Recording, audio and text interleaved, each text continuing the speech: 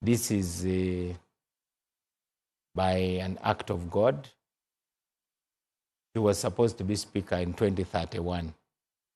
So God brought the clock forward that she now became Speaker in 2022. And I told her, you have not done anything to assume this position. It has just happened. Lead with humility and gratitude. Has she done the opposite? And you remember when she came and was elected, she declared that she would continue the legacy of her illustrious predecessor, namely to ensure that Parliament is a people-centered Parliament. And Jacob Olanya was committed to high-quality debate and such things like that. It's really not for me to judge the record as of now. I am conflicted because I'm a candidate, okay. But it is up to you. In your opinion, do you think there is a vacancy? Yet, within the corridors of NRM, there are reports that this was already a sealed deal. Unlike the presidency, where there's no point where the seat is vacant, when the 12th Parliament is sworn in, there will be a vacancy. So then the entire Parliament, the newly elected MPs, will then become the College of Electors. Now, this is a season of maneuvers and bargains and so on. There is a feeling that this is more of a project that is pegged onto the cooperation, the mysterious cooperation agreement. Is there any clause that links you to this particular task? I am, contrary to what people think, I really have no sense of entitlement, because in politics, we look at interests.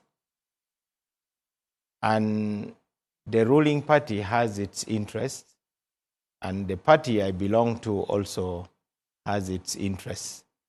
There are those who are talking about numbers, but I think they do not know that there comes a time when it is not even about numbers.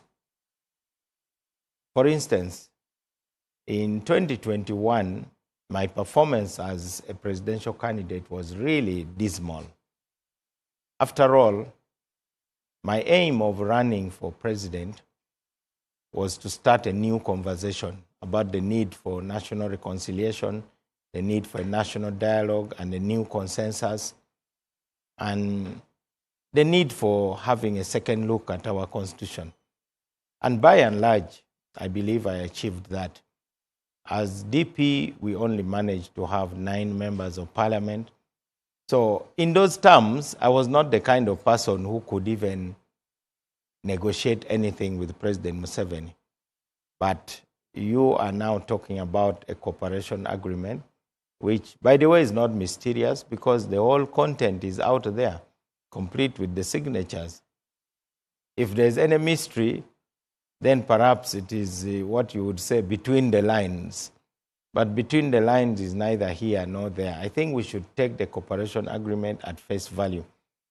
You have to ask, why would President Museveni reserve a cabinet seat for 1 full year for a person who has no numbers, who never performed well in a presidential race? Why? I think you have to ask. It simply means that he understands what role I and the party I lead could play in bringing the country together. Yeah, but after all, that is his declared objective. So if you have somebody who can help bring the country together, that's a good thing. If you have someone who potentially can divide the country, You seem to be coming off with a bit of overzealousness. At one moment, when you had just gotten into the Ministry of Justice, you were flagging around the idea of a national transition, constitutional reforms. Those were announcements in futility. Now you're jumping onto the speakership. When you are a minister, and Simon, you have never been a minister, so let me tell you who a minister is. A minister, because under our constitution, 100% of the executive power is given to the president. So when you're a minister, you are not a co-president. Anybody who thinks that makes a grave mistake. So when you are appointed a minister, you are like a person who is given a mirror. So the president has the light, the source of light, and he gives you a mirror, and you can reflect that light, and you also can shine. But as to whether you shine or not depends on whether your mirror is aligned to that light. Sort of like the sun and the moon. You know, the moon does not have its own source of light.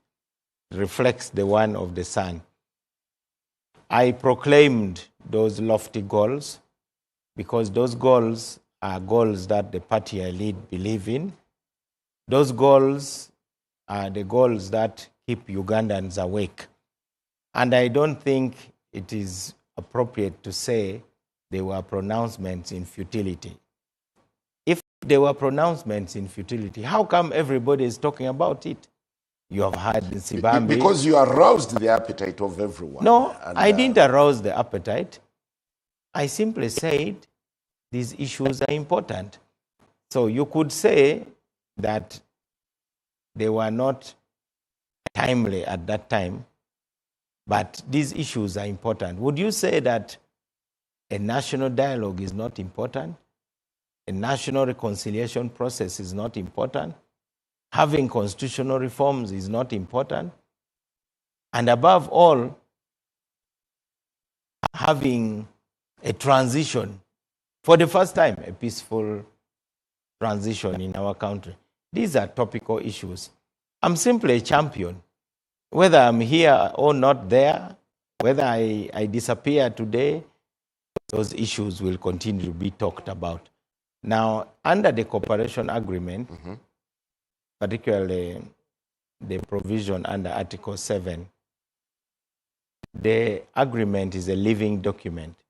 Mark you, the agreement is a framework. And it is a framework which declares that we intend to work together. Now, we are proposing that the issue of the position of Speaker should also be on the table. And when we get... Aren't you asking too much? The president was already magnanimous to award you a slot in his cabinet. Now you're scaling for number 3. Actually, we are open to any response from him.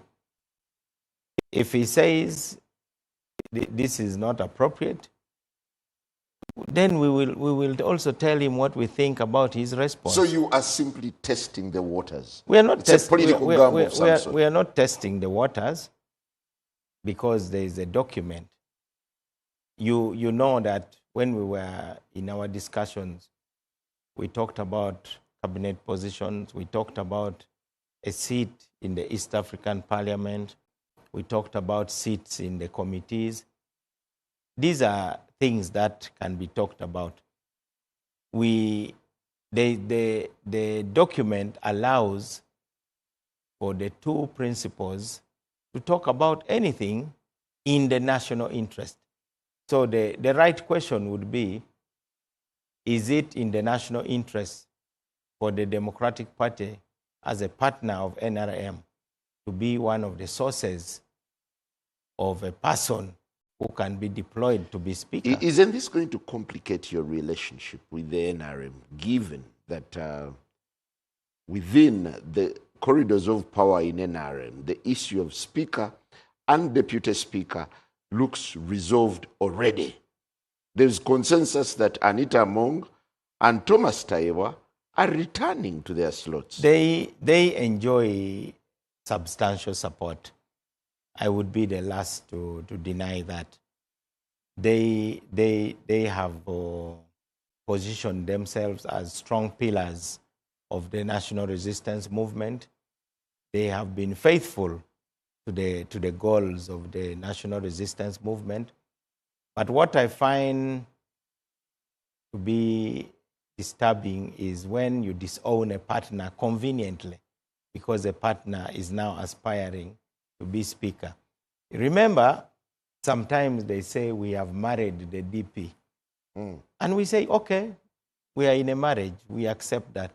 Now, when one of the partners aspires to a position, then you say, no, he is actually DP, he is opposition.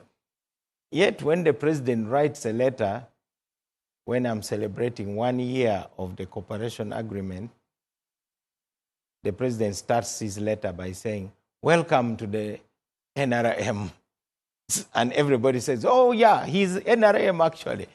Now when I want to be speaker, no, he's not NRM, he's not one of us. This is like either we are in a partnership or we are not. I imagine you've read the opinion So you are right that this is a test of the spirit of cooperation.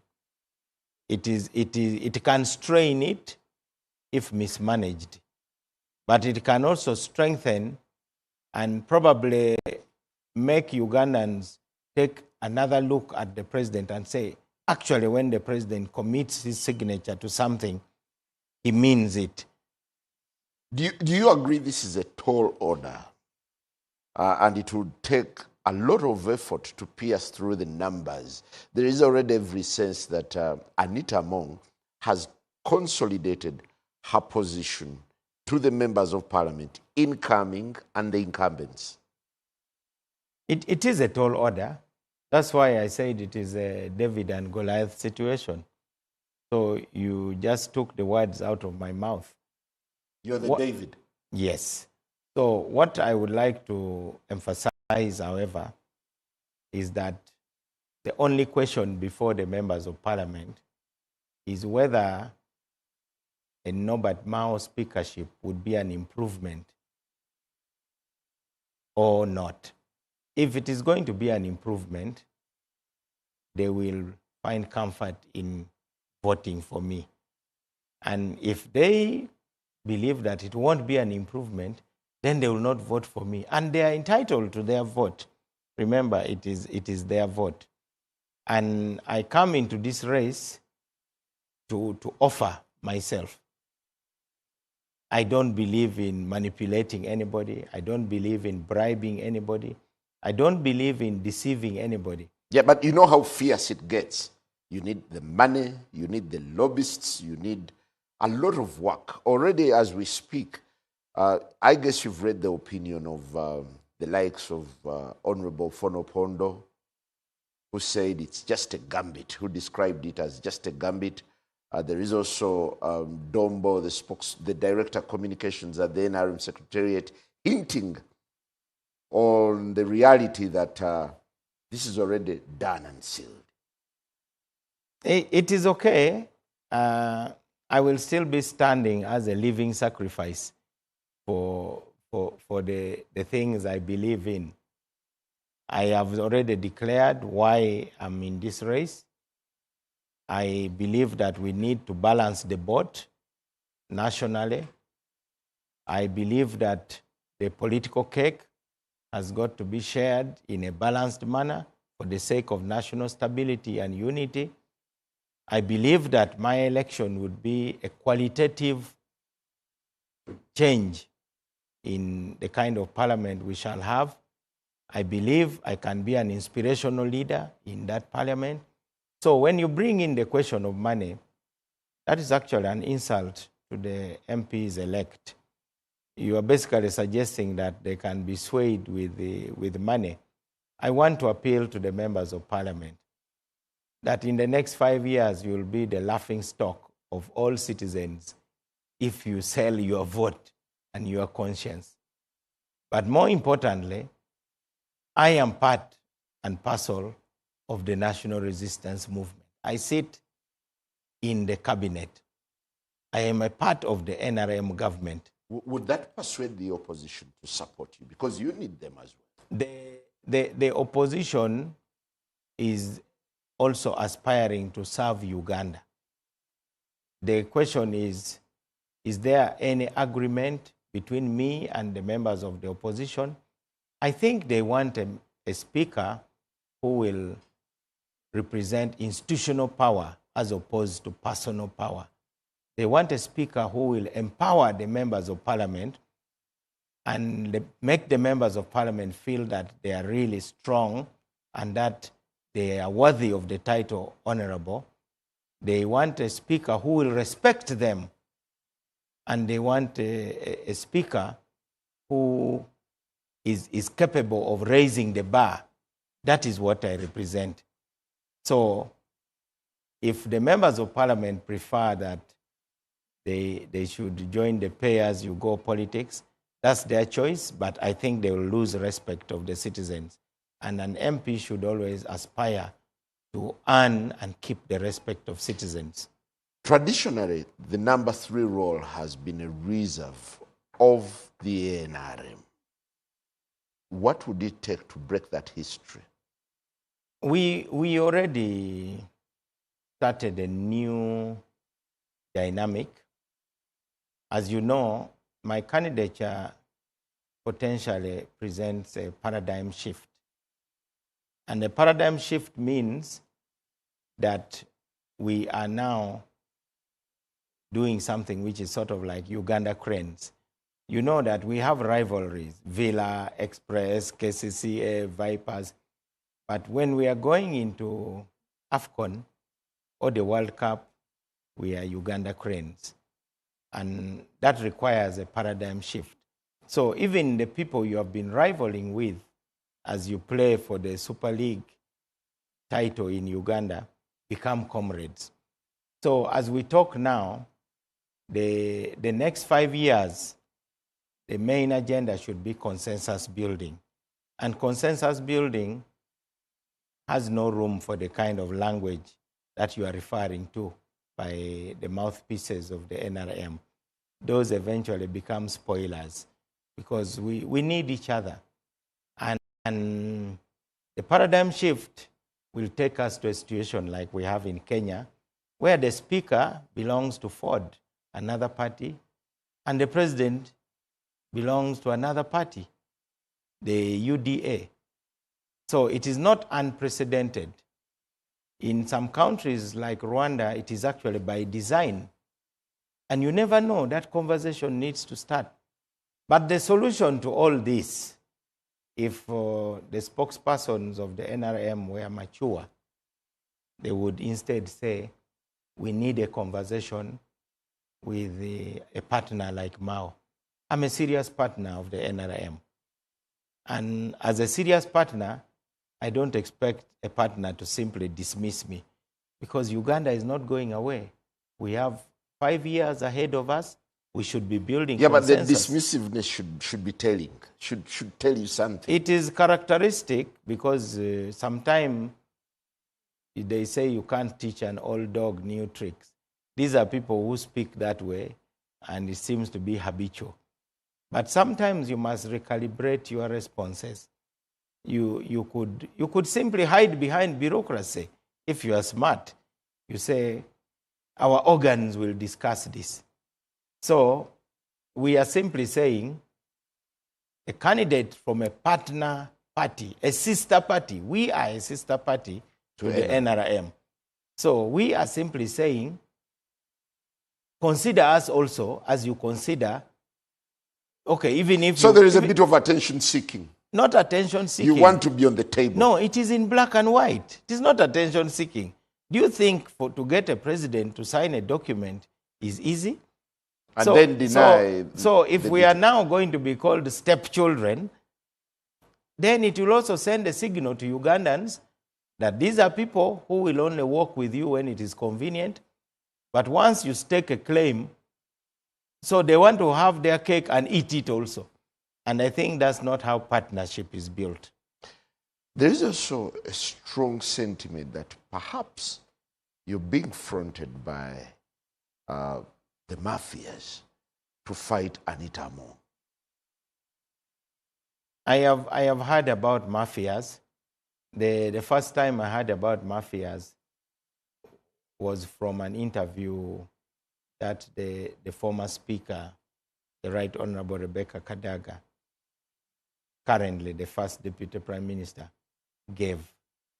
She said mafias were fighting her. In politics, you must always expect to be fought. I am always being fought. But if I know who is fighting me, I declare it. Now, who are mafias? From my understanding, they say that there is no permanent group called mafias. Now, mafias are a kind of shadow power. Now, why should anyone front me? Mafias don't like taking risks, by the way. My current ambition to lead the Parliament of Uganda is full of risks. Mafias don't like risks. So anybody who is alleging that is simply showing panic.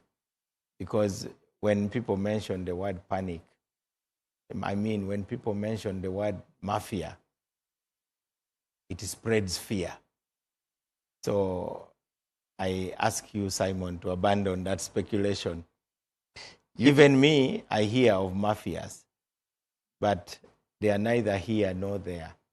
Mafias operate for their own interests. Going by the tone of yesterday's pronouncement, you seem to be having personal scores to settle against the current Speaker of Parliament. When you get to the extent of saying she's in there by accident, you sounded quite unpalatable. I think the test of the truth is that sometimes it is not palatable. I think the question should be, did I speak the truth or not? I spoke the truth. Now, to talk about personal scores is actually totally wrong. The Right Honorable Speaker of Parliament, Anita Among, and I enjoy very cordial relationships. She has been very kind to me at a very personal level. And together, we have done a lot of things, particularly in supporting the family of the late speaker. Remember, she chairs the foundation that was established for the education of the family members. She has taken up the children under her wing. So anybody to allege that there's anything personal about this is actually out of order. I have no reason to even declare that I have any personal problem. This is a healthy political contest, and we should keep it healthy. And it is the bloggers and perhaps the likes of you who will poison the waters, and I urge you not to do that. Okay, you're not alone among the bidders for this top seat. Number 3, there is already Persis Namuganza and another legislator. His name, forgive me. Lydia Wanyoto. There is Lydia Wanyoto and another legislator. What makes you the preferred candidate? My record speaks for itself, that I always live wherever I go better than I found it. That is always my record. Secondly, I think I represent integrity. I do believe that a leader of a branch of government should manifest integrity. But more importantly, the season. I'm actually the right person for the right time. These next 5 years are going to be pivotal. The other MPs are Leoni, Odria, yes. Odria, yes. So the next 5 years, this is a season for consensus building. And I think, like I've said before, I represent Uganda made simple. The father from the north, having grown up in the east, studied in the central, and a mother from western Uganda. I'm Uganda made simple. I'm the kind of person who can be the glue for a country which is struggling with national unity. What is your good father, Salim Saleh, speaking about your bid? You are calling him my godfather. You later have to elaborate. Incidentally, I have not met him. All through the campaigns and the elections, we had some conversations on phone, but the subject of speaker is something we have never talked about. You know, people think that I'm always running to him for everything, but in every relationship, there has got to be boundaries. And General Saleh is very cautious in matters that involve the national resistance movement. In fact, the reason why we admire him is because of his humility and the fact that he respects wherever he's deployed. Remember, there was a time he was appointed a minister, and he turned it down. He said, no, I'm not qualified. Let me first go back to school and study. But now we have people who know they are not qualified, but they will shamelessly present themselves to be vetted that they are qualified. For those reasons, General Saleh reserves the moral authority. But I don't think in this case he's going to be outspoken. After all, this is a matter of the politicians, and he has always told me point blank, Mao, I'm not a politician. He has always told me that. I know he can influence things, but I wanted to go on record that this is a subject that we have not discussed. And many of you call him my godfather. I don't deny that.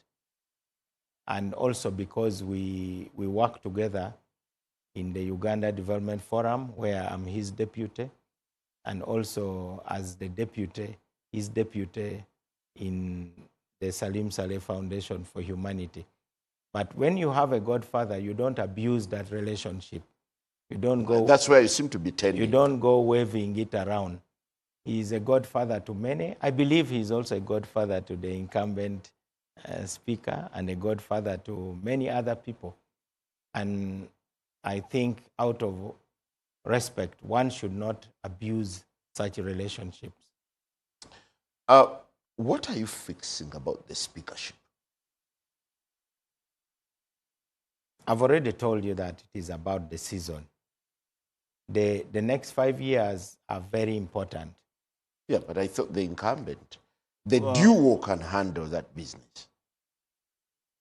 When you go into a race, you go into a race because you believe you can do it better. Let's look at the scoreboard for our country. In terms of democracy, we need a parliament to be more vibrant. We need a parliament to be a truly people's house. We need to empower the individual MPs. We need the public to own parliament. That's what we mean by people-centered parliament. We, you, and who? Citizens of Uganda. I'm a citizen. Now, on the scoreboard of the economy, I think we have done well. We are moving from a time when the NRM took over, when a man's salary could not even buy a bottle of beer. The managers of the economy have managed inflation and kept it at a single digit. The economy has expanded. the scoreboard on the economy, by and large, is okay. The management of some resources like oil, sometimes some of us thought that the president was delaying too much the issue of the oil. One day I even put the question to him and he told me, if I were to release the oil quickly, you people would squander it. So I needed first to build the infrastructure, to have the pipeline so that we can export the oil, and also to build the refinery. So I think on that front, there has been a good strategy. How about on the legislative front? Now you go to security. Our army, we are a country that is in a very tough neighborhood. It's not easy being Uganda. But our army has not been afraid to project power beyond our borders to defend the region. These are things we should be proud of. You even had the EU the other day, even as they bash us for some of the incidents during the elections. Nevertheless, they recognize the fact that Uganda is an anchor state in this region. Then you got the question of national unity. That one is delicate because the project Uganda can be threatened if we don't have a national conversation about this. So the solution to the pushing and pulling and jostling about the position of speaker is just for us to have a healthy conversation so that we decide how best to manage it without calling each other names. Yeah, but now it looks like gloves off. How murkier can it get? I've said we are not supposed to campaign. Yes. Yeah, we are actually not supposed to campaign. You've expressed interest, but the kind of reaction seemed to be overwhelming. It's because my announcement has excited the public to the extent that you hear members of the public wishing that the speaker was elected by every citizen. Now, that cannot be the case because the rules are clear. This one is a speaker who is a leader of a branch of government who is going to manage important issues, and that requires certain skills of managing conflict. And you shouldn't be a high conflict personality in order to manage conflict. You need a person who is respectful of everybody. A speaker has to tolerate even a lot of stupidity occasionally, because even if you don't respect an MP, you should at least respect those who voted for that MP. And that's the reason why you continue referring to people as the honorable member for. I, for instance, cannot sit in the chair and say, Kagwanjala. I would say the honorable member for Busiro South. Because that is the basis of your seat. It is your passport. And it is not going to be easy over the next 5 years. And if I were to pray like our Lord Jesus, I would even say, Father, I would wish that this cup would pass me. But let thy will be done. Well, we'll take a very short break. The question remains, what would Mao's declaration bring to the speakership race? We'll be back after the break.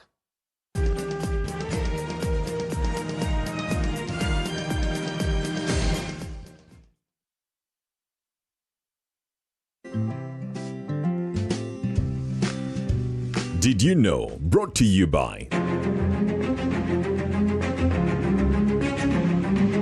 Fake Spare Parts.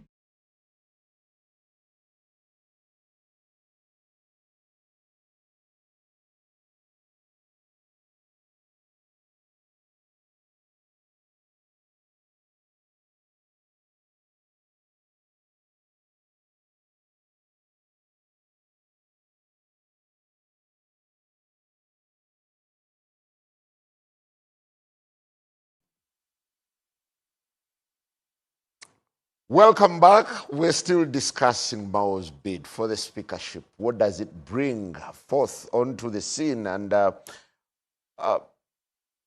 such a race would normally come with lobbying and building blocks. There is every semblance that MPs from Acholi have forsaken you. I've seen the likes of Mapenduzi coming out openly to declare their support. Mapenduzi, Akol, and several others. In fact, that's a good thing. It's a good thing because it simply means I'm not a tribal candidate.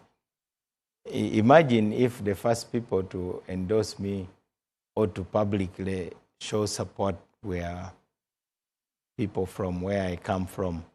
Yeah. That would sort of diminish my stature. I mean, it starts from home. You have got to know that those two gentlemen who were the first responders are now members of the National Resistance Movement. First and foremost, they were the group from Acholi that went to meet the president to promote an idea called Operation Harmony, which had a rack of interventions that President Museveni needs to do. And to be fair to them, that document was well thought out. I've spoken to some of the principal authors. Eventually, not all those who went to meet the president joined the NRM. Some did not join. For instance, the Honorable P.P. Okin Ojara did not join the NRM. Those who joined the NRM eventually were the Honorable Ojara Mapenduzi and also Honorable Akol Anthony. And they've been under a lot of pressure in our region from people who don't seem to think that people should make their own decisions. Now, when you support somebody simply because of tribe, that is called primitive solidarity. After all, we believe that if somebody supports you, they should not support you simply because you speak the same language. That should be an added advantage. But Simon, I would say using the word forsaking is premature. We still have 2 months. Well, they have pronounced themselves publicly. As you know, politicians will always find many reasons to change. And I've never found any politician who does not have the words to explain why they have taken a new direction all of a sudden.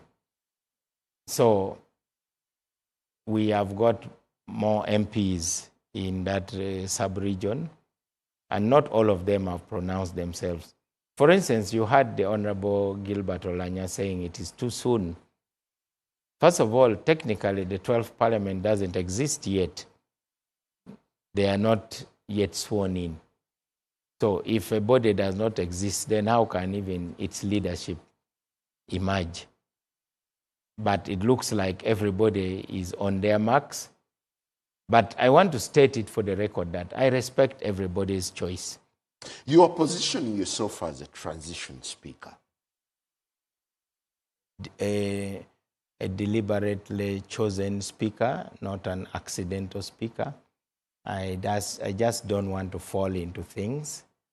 I believe that I am not obsessed with this idea of saying you claim 2 terms. You serve at the pleasure of the members of parliament. And that's why in the beginning I said I come with no sense of entitlement, and I'll accept, even if the entire NRM holds a meeting and say, Mao, go to hell, I'll salute them and say, that's your opinion, but we shall see. Uganda is not going anywhere. Do you have an idea on how and what a transition parliament would look like? A transition parliament should be a parliament where we listen more to those who disagree with us. And that's actually how President Museveni operates. I think many of those who claim to be NRM, they may actually not be true disciples of the president. If you have a president who can listen to his bitterest opponents, a president who is tolerant, so a transition parliament should have tolerance. For instance, a speaker, by the way, is the chief mediator of parliament. And the relationship between a speaker and members of parliament should be based on how the members feel heard and how they can grow. We all became better because of our speaker, Wapakabulo. As you remember, I was a very abrasive member of parliament. Anytime sometimes cheeky. Yes, when I would stand on the floor of the house, I would really deliver tough punches. And the speaker would summon me to his office. And he asked me, what were you trying to get across? What do you really want to achieve for people? I said, the speaker, we are tired of being called rebels. And the speaker can always talk to anybody. There are many things that must happen behind the scenes. So, right now, many citizens talk as if the only thing that goes on in parliament is just talking about money. That's why you even raised the issue of saying, now you don't have money, how are you going to win? I think it would be the biggest insult if, as a speaker, I'm perceived as a kind of ATM or a cashier of sorts. I don't want to be a cashier. I want to be a leader. I want members of parliament to come and meet me, and I guide them, I lead them, and I teach them. So a speaker should be a teacher and a guide and a leader. Do you pick anything from the Parliamentary Expo where they exposed the lavishness? The exhibition? Yes, the exhibition. I think those are signs of the times. Eventually, those things are not sustainable, and they have got to be part of the debate. We as the member of parliament, we are now the biggest earners, and that contrasts with the parliament we joined in 1996. A member of parliament, the salary was 1.1 million, and then you got some small allowances like 10,000 committee sittings. Foreign trips, it was $420. No, was it even for $240 per night? That was the per diem. And then what was called mileage, you needed to fill forms. But then members of parliament started agitating, and I agreed with them that surely members of parliament need to be facilitated. Now, in a situation where the parliamentarians are not facilitated institutionally, then you have to facilitate them personally. The institutional facilitation would mean that a member of parliament is given staff members who are paid for and who are appointed based on a certain standard. But of course, now a member of parliament will declare anybody to be their personal assistant, whether they actually have capacity to assist the MP or not. Now, eventually, the mileage graduated into cars later. But during our time, we were offered a loan of about 50 up to 50-something million shillings for buying vehicles. But we were supposed to pay back that money. But To be fair, this is also because the economy has also grown. Our parliament came in when the NRM government had only been in power for 10 years. The economy was really doing badly. It was growing, but you sound nostalgic about the other parliament. I sound nostalgic. The parliament was also much smaller. We were only 214. Yeah, but it's now bloated, whereby an MP has to speak for just minutes if they allowed that opportunity.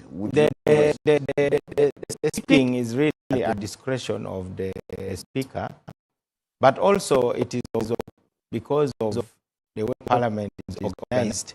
We have a multi-party parliament, but I think it still operates like a parliament of merit. If we had genuine multi-party operations, the parties would choose their top speakers. I think the speaker would not object to giving them more time to debate. Now we have, if you have 7 parties and agreement in the business committee of parliament, the speaker can say, well, you have up to 15 minutes or 10 to make a case. I think that is still possible. Those are not cast in stone. The speaker has a lot of discretion. You have seen even the speaker occasionally wave members on. Say, please.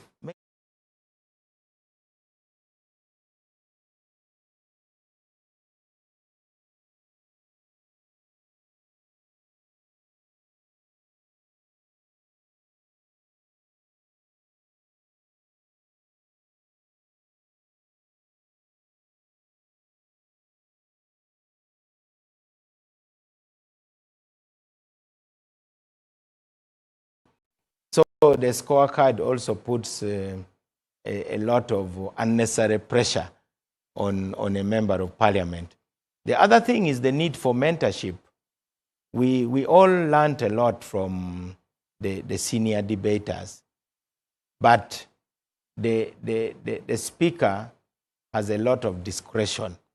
So the 2-minute rule is no excuse for parliament not to be a house of heated debate. Yeah, but do you agree that parliament has degenerated into something despicable?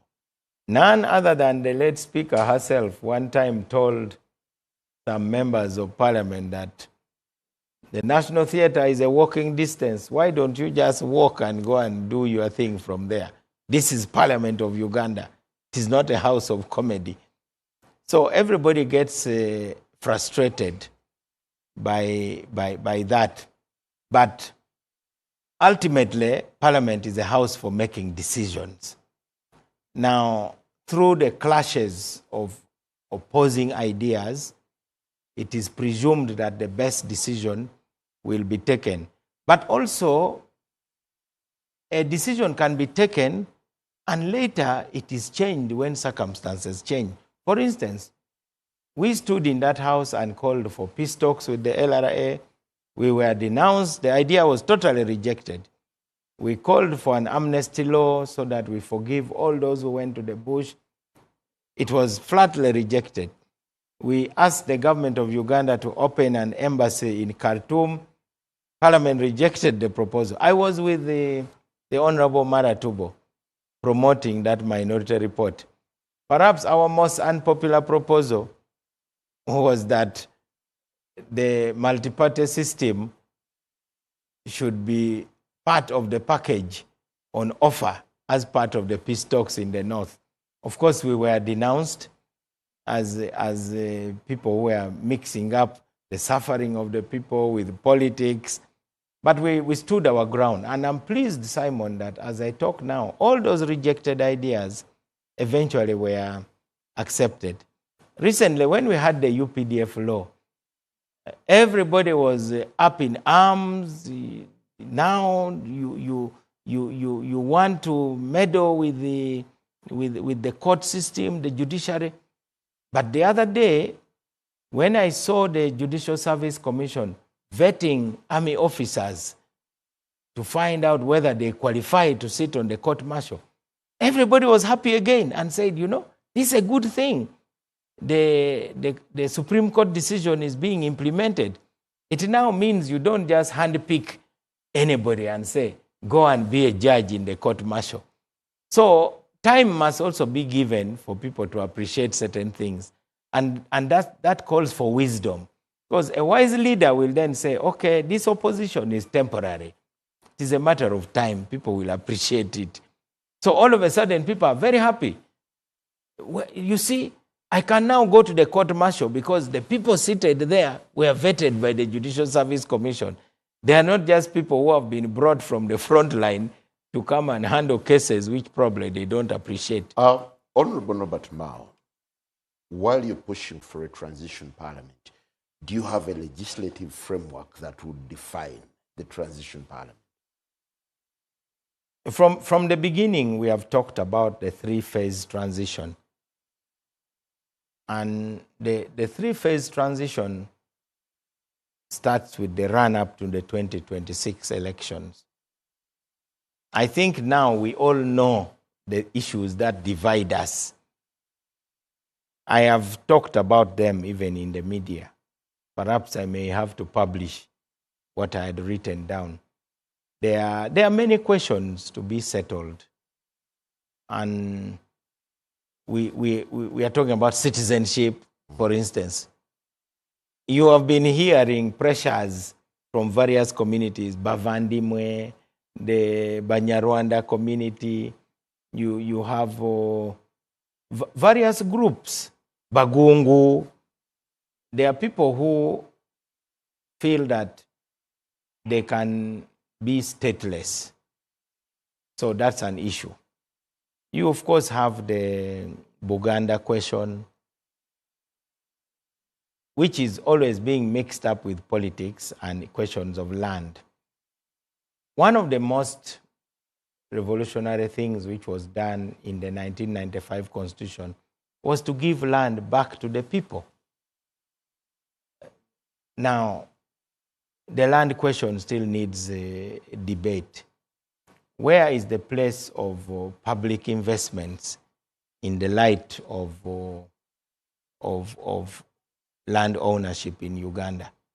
Mm-hmm. The 75 decree of Amin turned everybody into a squatter on government land, which was no different from the 1908 of the British, because the British parceled out land under the so-called Milo Land Arrangement in 1900. And then 1908, they corrected themselves to the people. Many times people don't appreciate that, but it was the most important thing because we are largely a society that lives off the land. So the land question is important. Now what matters is how do you legislate to contain the appetite of land grabbers so that the people don't suffer? And the president has been at the front line of that, saying you can't evict anyone except for non-payment of rent. And rent also has to be regulated.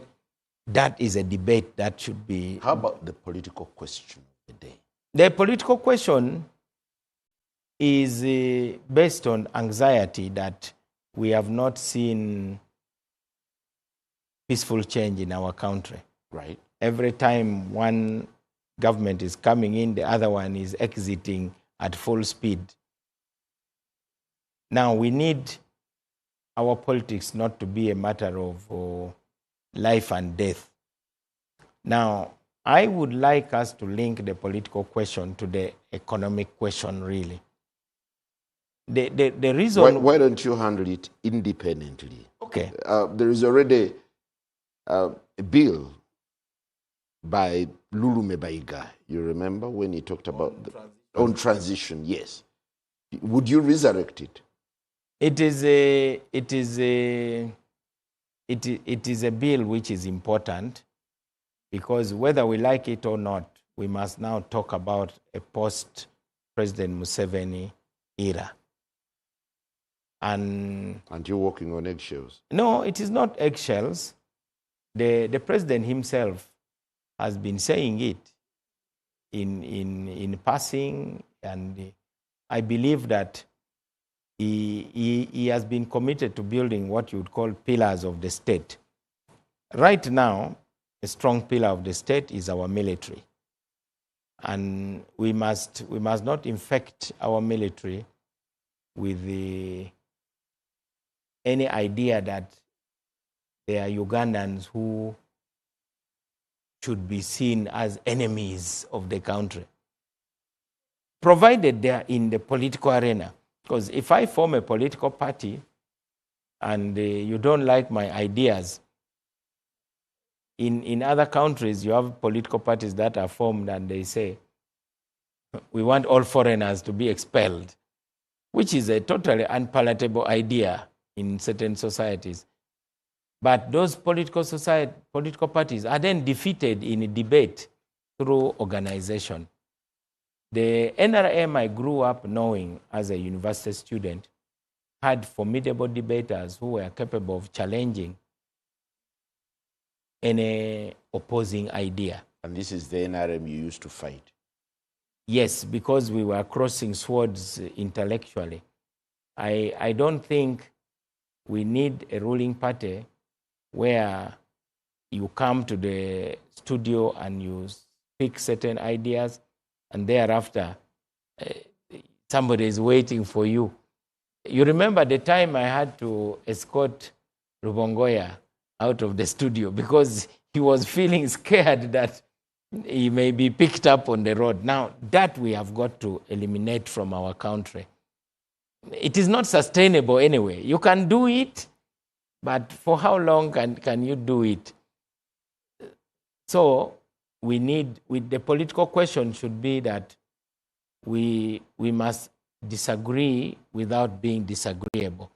And that must depend on the politicians, how we talk to each other. You and I can disagree. Like we've always. Yes, but I must first of all be able to answer the question. If somebody asks me, what are Simon's ideas which you disagree with? I must be able to state them. But most time, because we have now forgotten the culture of listening, so we are in an echo chamber. When I'm sitting with my DPs, we are just echoing each other. We ignore what matters most.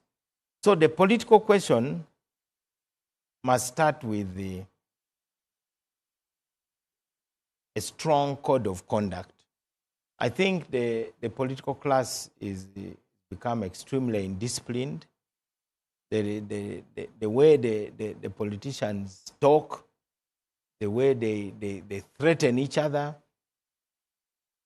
and we witness it on either side. The intolerance, if you go wearing yellow in a place which is predominantly red, people think you are unwelcome. If you go wearing red, I saw Nina Rose being escorted out of a function. Well, Honorable Mao, these don't require any law. They just require good manners. You're bidding for the speakership. Are you fronting anyone for deputy speakership? Or are you comfortable with your best man? My best man has been disowning me also. But me, I will not disown him. My best man said that electing Mao would be suicide. But sometimes people forget also their own journeys. That's why the Bible is very instructive. Paul is a formidable apostle by any measure, but each time he starts his writing, he expresses humility and how unworthy he is to lecture anyone about the love of God and how to be a good Christian, because he talks about how he was also persecuting Christians. But now we have people who the other day were part of the opposition, and now they are really the strongest NRMs. and they are now even lecturing NRM how NRM should manage its affairs. I will never lecture NRM on how NRM should manage its affairs. I will only put proposals and then expect that they will be discussed in a civilized manner. I believe that the current Deputy Speaker has represented the Parliament very well, and I think he has given some of the difficulties. He has done a lot of diplomatic work. So the problem is with the boss? Internationally. And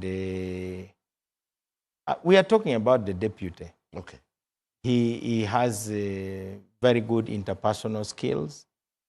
And you have got to know that he has been also in street politics. He's a lot younger. He has energy. So personally, I think that he has done a good job in filling some of the gaps that exist. Because as you know, in a situation where the speaker is not able to represent the country internationally, it is the deputy who has stepped forward to defend our position very, very firmly. I think he has risen to the occasion. Sometimes challenges bring out your strength. Challenges actually can be an opportunity for you to grow. And I think he has grown tremendously because of stepping forward to fill certain gaps. Yeah, you seem to come off as such a self-seeking person to the extent that you just had a partnership with NRM just the other day, and now you want to be at the high table. Like I said, I don't have any sense of entitlement.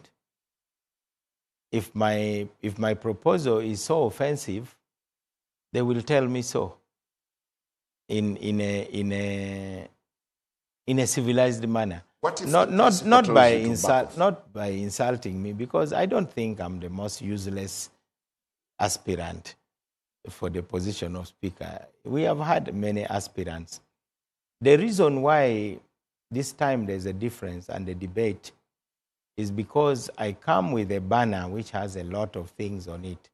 On my banner, I'm saying balance the boat.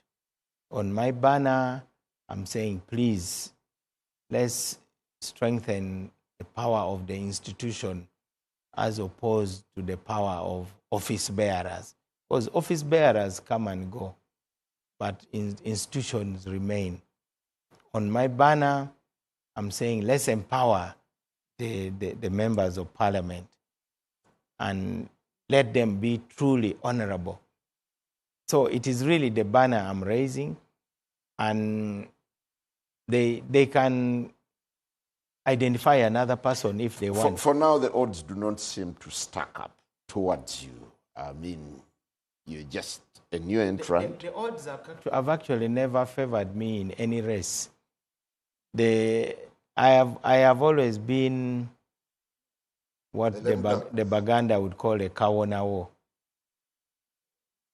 No, given the victories I've managed to score in political contests, you wouldn't say that I've been ineffective as a campaigner for offices. So I don't base my decisions on odds. My odds are different from other people's odds. I'm like if I have a 1% chance of winning, I'll go for it. So what do you think is my percent of winning? For now, I think you're starting at about 20%. Okay, which is a loss. And I can live with that, by the way. I want you to know. That's why I'm not as stressed as some people would expect me to be. You're getting into a very risky venture. I said it myself. Who've been in the NRM and have expressed ambition have burnt their fingers. How cautious do you need to walk? I don't mind being consumed by the flame fully, I am ready to be burnt to ashes, not just my finger. I have gone in full throttle.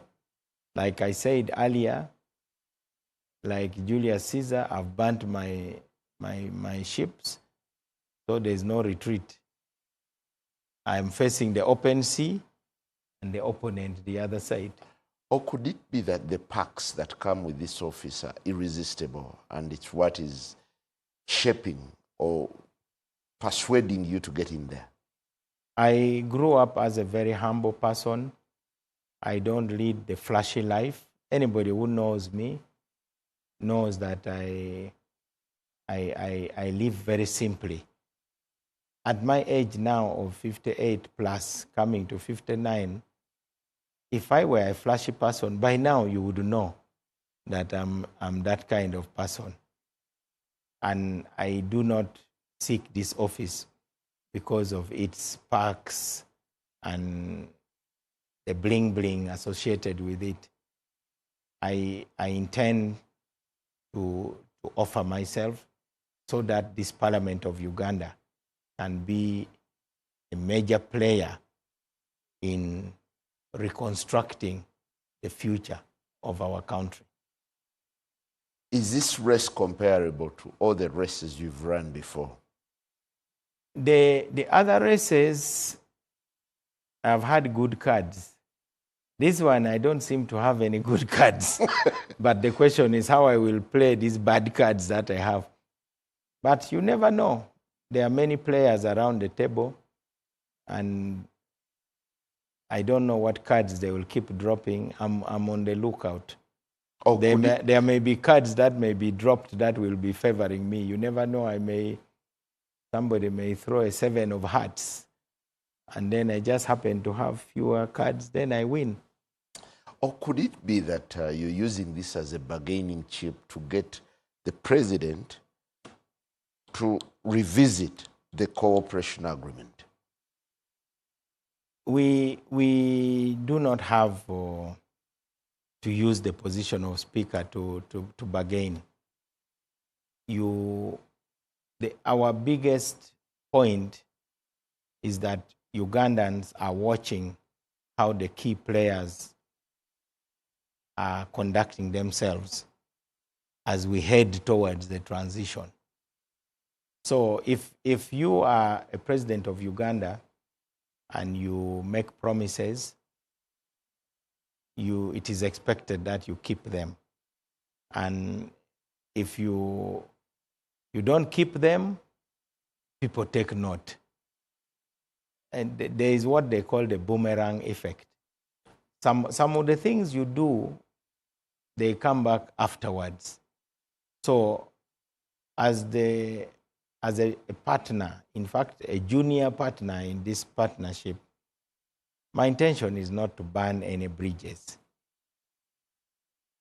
And that is why you have never heard us using a lot of strong language, even when we have been disappointed in some cases, because we are fixed on the bigger picture that we put Uganda first.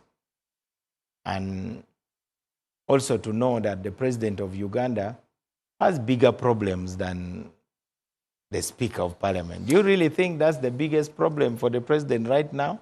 Well, the conversation continues. We ask, could Mao be using this bid as a bargaining chip, or he's a genuine candidate to watch? Good morning.